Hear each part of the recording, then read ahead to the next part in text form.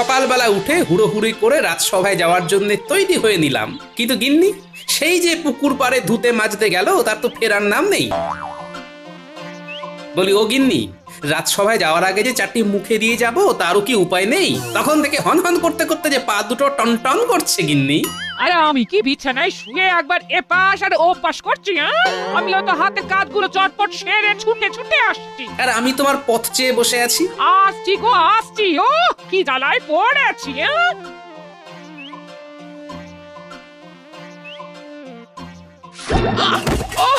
ওরে বাবা রে, পড়ে গেছি রে।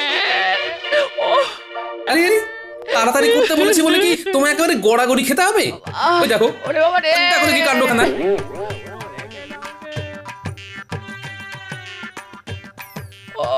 হ্যাঁ সেটাই তো করবে, দাঁড়িয়ে দাঁড়িয়ে দেখবে।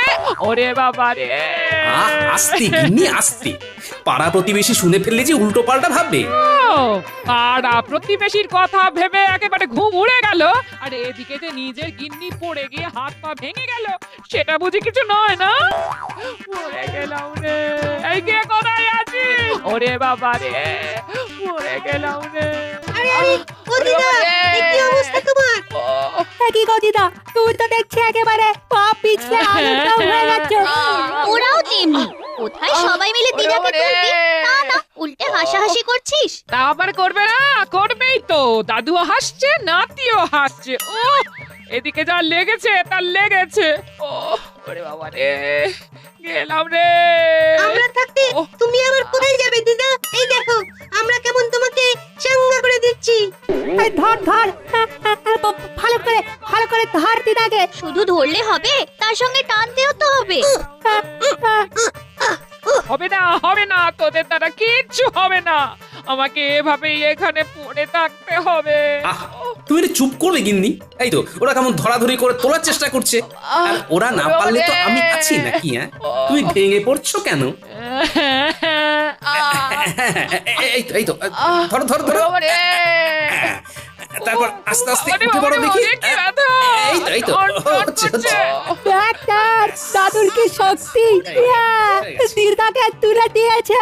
এটাই আবার দেখার কি আছে, দাদু ছাড়া দিদাকে আবার কে তুলবে? যাক বাবা, সোজা হয়ে দাঁড়াতে পারলাম তাহলে। দাঁড়াবে না মানে? আলবাত দাঁড়াবে। দেখো গিন্নি, এইভাবেই আমি বারবার তোমার দিকে সাহায্যের হাত বাড়িয়ে দেবো, কোনো চিন্তা করবে না। এই তুমি থামো, পুরো বয়সে ভীমরতি হয়েছে তোমার। আই মিষ্টি কথা যেন ঝরে ঝরে পড়ছে। তুমি করবে সাহায্য, তাহলেই হয়ে যাচ্ছে।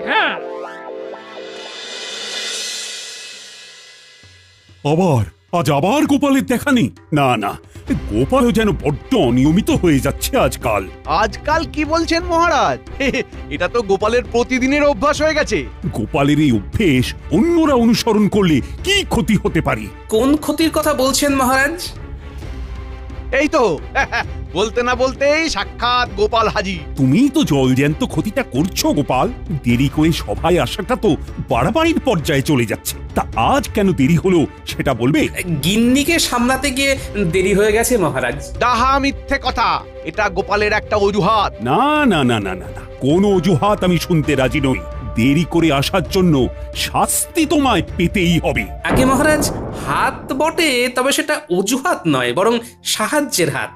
সেটা বাড়াতে গিয়েই দেরি হয়েছে, তবে তার জন্য যদি শাস্তি পেতে হয় তবে পাবো। বেশ, আজকের মতো ছেড়ে দিচ্ছি তোমায়। তবে এরপরে আবার এরকম করলে তোমার বেতন কাটার নির্দেশ দেব, কথাটা যেন মনে থাকে। আজ গোপালকে বাগে পেয়েও ঠিক জব্দ করা গেল। সে আবার নতুন কি কথা? তাই এইবার সে কিভাবে পাশ কেটে বেরিয়ে গেল শুনি শুনি। কিভাবে আবার? বউয়ের দিকে সাহায্যের হাত বাড়িয়ে দেওয়ার ভুজুং ভাজুং দিয়ে গোপাল বেঁচে গেল। তাহলে বোঝো, তোমার তো গোপালকে দেখে শেখা উচিত।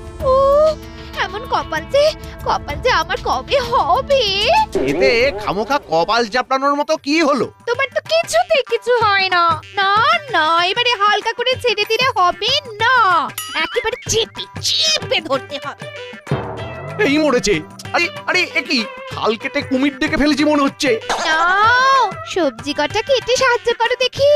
তুমি কতটা কাটলে তবে তো রান্না হবে। না হলে পেটে গামছা বেঁধে বসে থাকবে। হ্যাঁ, বলো কি গিন্নি? না না, আর তো কোনো উপায় দেখছি না। আমি রান্নাঘরে চললাম। এমন দজ্জাল গিন্নির হাতে পড়েছি, এখন তরকারি কেটেই খেতে হবে। একই মন্ত্রী মশাই, এ কি দৃশ্য দেখছি? আপনি যে রীতিমতো মেয়েলি কাজে খাবি খাচ্ছেন, পাঁচখান করবো নাকি? জানাজানি হলে আপনার মান সম্মান নিয়ে টানাটানি পড়ে যাবে কিন্তু। লোকজন বলবে নারীদের কাজেও আনারি, আমাদের মন্ত্রীর মুখ ভারী। আমি প্যাচে পড়ে গেছি দেখে খুব নাচানাচি করা হচ্ছে, তাই না? আর ঘরের কাজ কি শুধু আমি একা করি? এরকম কাজ তো গোপালও করে। যদি হাসতেই হয় তবে গোপালের সামনে গিয়ে হাস না যত পারিস। আপনি বললে তাই করব, তবে ঘুরে ফিরে এসে আপনার কাছেই আসবো। আর দেখবো আপনি কেমন ল্যাচে গোবরে হচ্ছেন। রাজসভায় আমাকে নিয়ে আচ্ছা একটা ঘোঁট পেকেছে দেখছি, তবে আমাকেও ঢোক গিলে ফেললে হবে না। ঠান্ডা মাথায় ঝড় ঝাপটা সব সামলাতে হবে। কিন্তু তার আগে তো মনে হচ্ছে পুঁটির বাবাকে সামলাতে হবে। বেচারা একা একা গরুর গাড়িতে ধানের বস্তা তুলতে গিয়ে যে নাজেহাল হচ্ছে।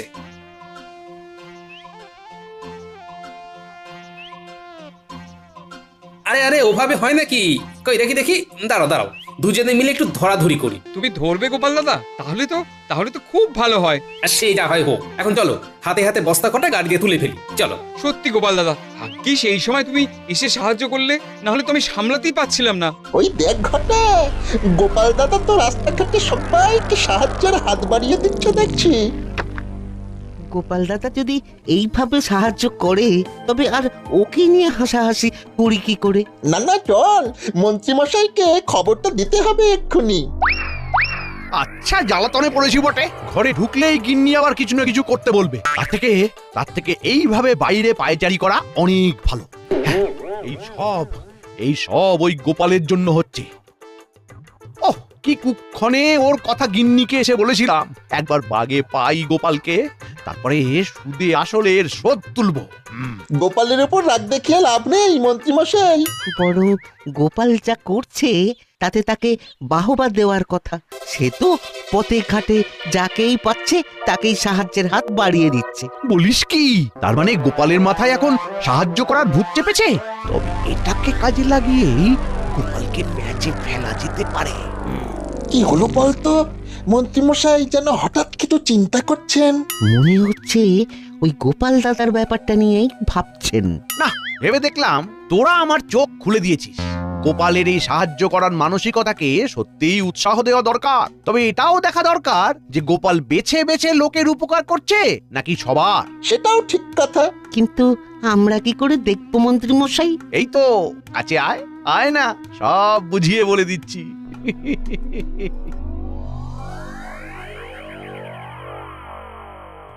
আজ আর কোনো গোলমাল নেই। আজ ঠিক সময় রাজসভায় পৌঁছে মহারাজকে একেবারে তাক লাগিয়ে দেব।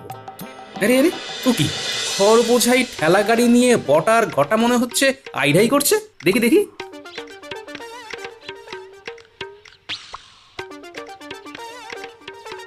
ও গোপাল দাদা, এদিকে যে আমরা হাঁদার মতো দাঁড়িয়ে আছি।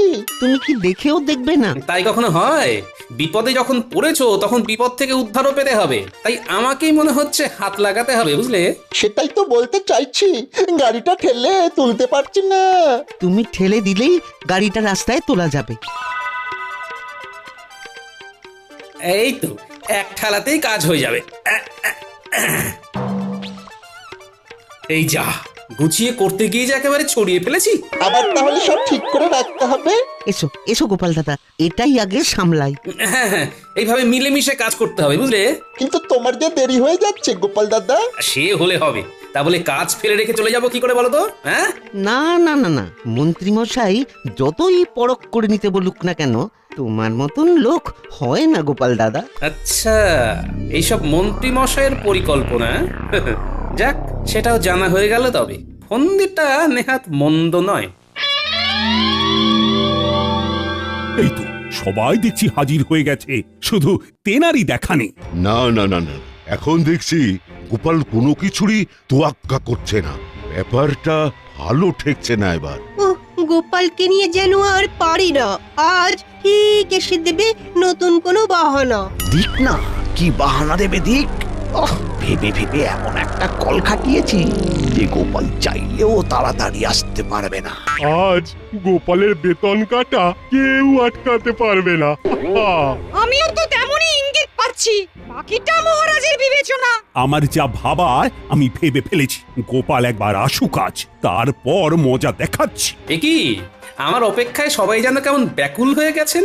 বিশেষ কোনো কারণ আছে নাকি? হ্যাঁ, তা আজও নিশ্চয়ই সাহায্যের হাত বাড়াতে গিয়ে তোমার সভায় আসতে দেরি হয়ে গেল গোপাল, না? 100% ঠিক মহারাজ। আমি তো তত করে আবার কোন অজুহাত দেবে গোপাল? না না, কোনো অজুহাতেই আর চিড়ে গলবে না। গোপালের বেতন কাটা যাবেই যাবে। কিন্তু কাউকে সাহায্য করা কি কোনো অজুহাত হতে পারে মহারাজ? কত বড় ভণ্ডামি! হ্যাঁ, গোপাল আবার মহারাজকেই প্রশ্ন করছে। এটাও বসে বসে দেখতে হবে আমাদের। তাই তো গোপাল, তুমি কিনা আবার মুখে মুখে কথা বলছো। সেই জন্যই তো বলছি মহারাজ, মুখের কথায় কাজ নেই। সাহায্যের হাত কেমন হয় সেটা গোপাল আপনাকে দেখালেই ঝামেলা মিটে যায়। কি গোপাল, তবে দেখাও দেখি। সে মুরত কি গোপালের আছে যে দেখাবে? সময় আর সুযোগ পেলে সেটাও দেখিয়ে দেব। এর এমন কি কথা? তাহলে সময় সুযোগ আগে আসুক, তারপর না হয় তুমি রাজসভায় আসবে। আজ থেকে তোমায় বরখাস্ত করলাম আমি। দেখি কোন সাহায্যের হাত এবার তোমায় বাঁচায়। ঠিক হয়েছে, বেশি পার পারলে এমনই হয়।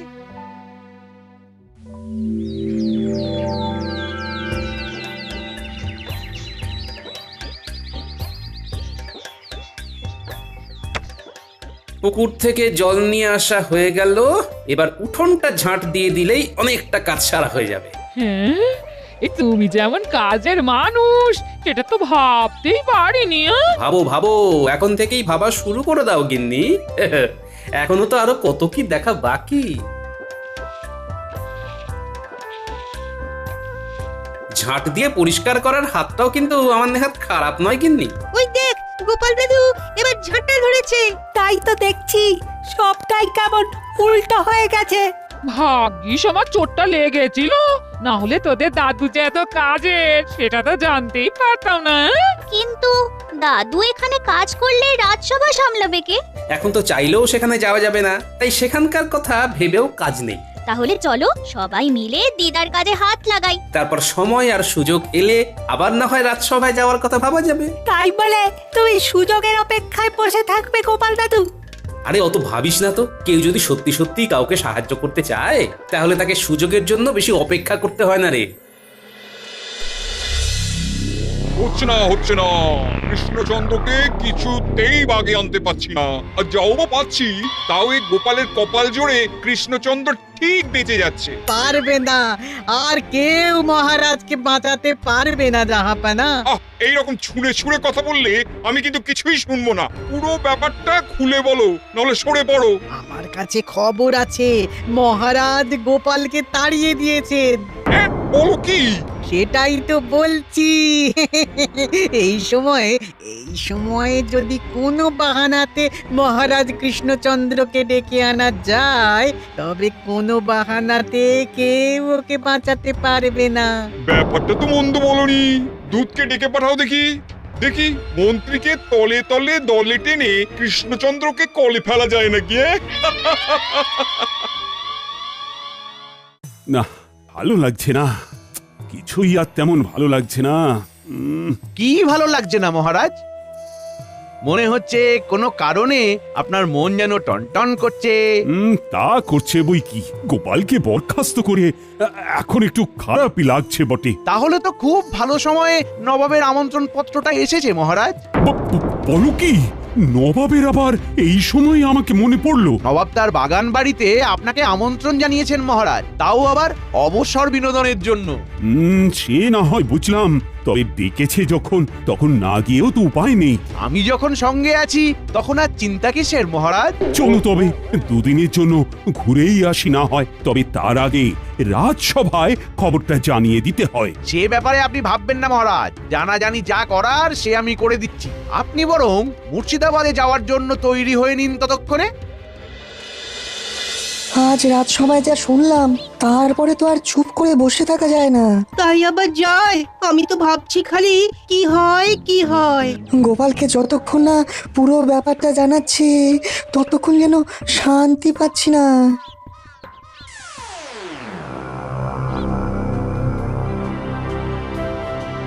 আরে আরে ব্যাপার কি? বিজ্ঞানী আর কবি রাজসভা ছেড়ে এই অধমের বাড়ি? খবর আছে, ভীষণ জরুরি। তাই ভাবি কোথা থেকে শুরু করি। গোড়াতেই তো গন্ডগোল, তাই গোড়া থেকেই শুরু করি। সেটাই তো ভালো, বলে ফেলো বিজ্ঞানী, বলে ফেলো।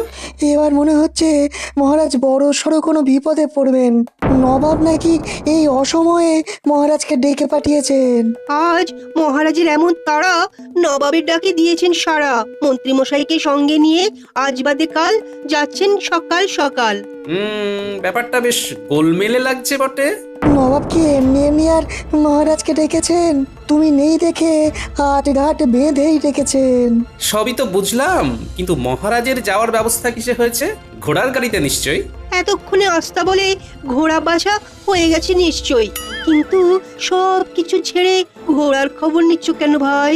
যদি কাজের কাজ করতেই হয় তেমন, তবে যে আস্তাবল থেকে শুরু করতে হয় দেখোই না, তারপর কি হয়।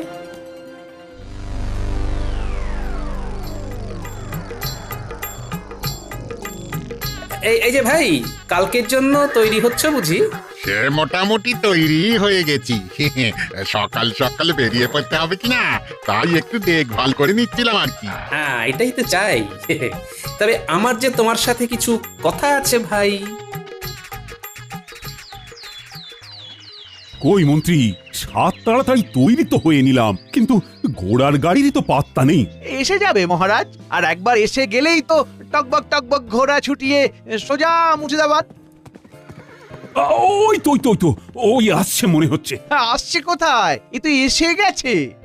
বসে পড়ুন মহারাজ আর মন্ত্রী মশাই, তারপর দেখুন আমি কেমন গাড়ি ছোটাই। হ্যাঁ হ্যাঁ হ্যাঁ, ছোটাও দেখি, যত তাড়াতাড়ি পারি মুর্শিদাবাদে পৌঁছানো চাই।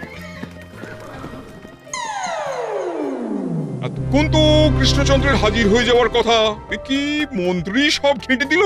আপনি মন্ত্রীকে সবটা ভালো করে লিখে বুঝিয়ে দিয়েছিলেন তো জাহাপানা? সব পরিকল্পনা করা হয়ে গেছে।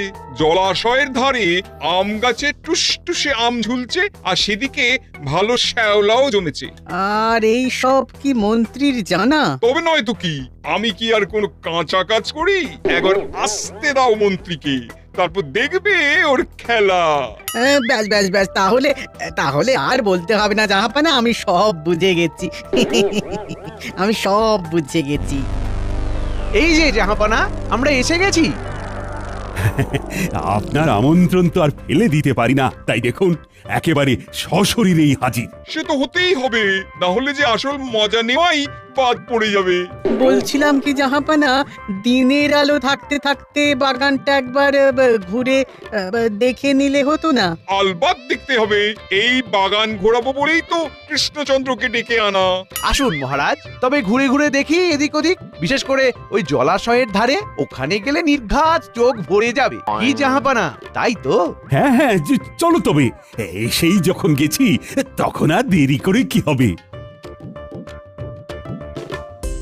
দেখুন মহারাজ, দেখুন জলাশয়ের ধারের গাছে কেমন পাকা পাকা আম ঝুলছে। মন্ত্রী মশাইয়ের খুব লোভ হচ্ছে বুঝি? ইচ্ছে যখন হয়েছে তখন আর চেপে রেখে লাভ কি? যাও মন্ত্রী, গাছে উঠে পড়ো দেখি। সেই ভালো। আমি তবে উঠলাম গাছে। মহারাজ, আপনি বরং কাছাকাছি থাকুন, আমি পারবো আর আপনি লুফে নেবেন যে কটা পারেন। পারবে তো পরে, আগে তো দেখিয়ে দিতে হবে কি কৃষ্ণচন্দ্র, তাই তো? হ্যাঁ হ্যাঁ হ্যাঁ, তাই তো। ওই তো ওই তো ওই আমটা। আর একটু সামনে এসো। হ্যাঁ হ্যাঁ, এবার এবার হাত বাড়ালেই পাবে। যাও যাও, আরেকটু এগিয়ে যাও।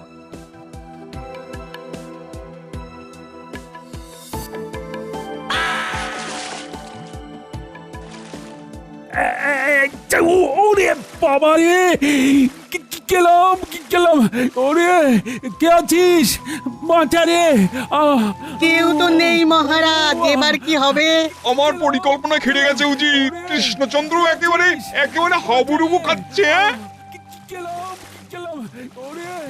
অত সহজে ডুবলে হবে মহারাজ।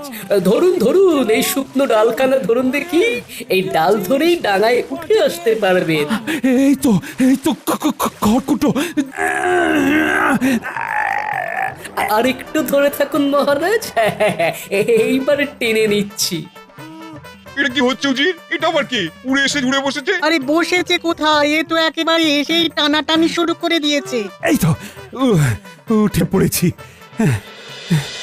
এইবার বুঝলেন তো মহারাজ, সাহায্যের হাত কেমন হয়? সময়ে সময়ে সাহায্যের হাত এই শুকনো ডালটার মতো হয়। গোপাল,